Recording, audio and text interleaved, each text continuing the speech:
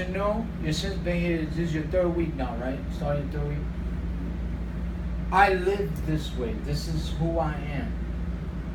This is not a facade for me. This is written in my script.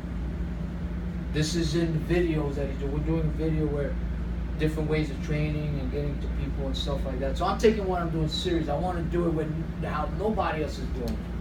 So the 3 V's is the perceived value, right?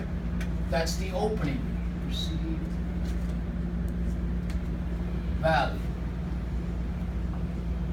But see, there's also people that have a fake initial impression. They play this character, but as you get to talk to the person and you build, you realize this guy's nowhere near that perceived value I have, right? So what I always try to do, there's only one way to do it right.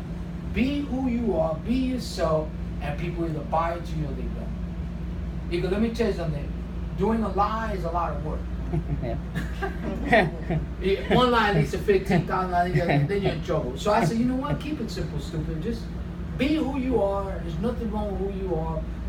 Either people, it's not for everybody, right? But the right people will see it and want to do it. So the perceived value I always try to portray is, listen, you know, I'm going to be honest all the time. This is the way I am. This is what you see is what you get. I wear it on my sleeve.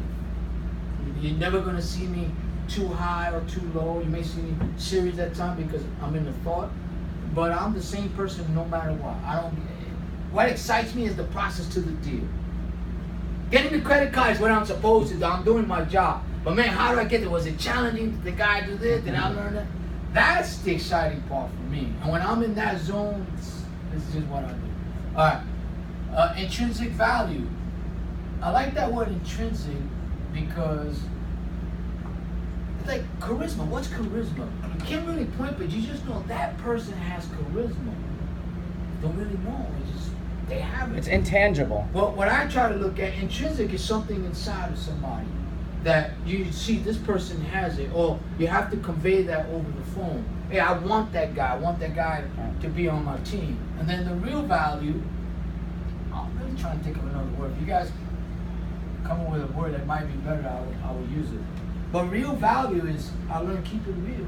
Value is what two people do together that gets the end result. To me, that's value.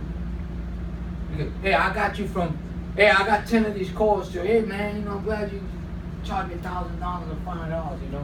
That's valuable. So those are the 3 V's that I try to live by every single day.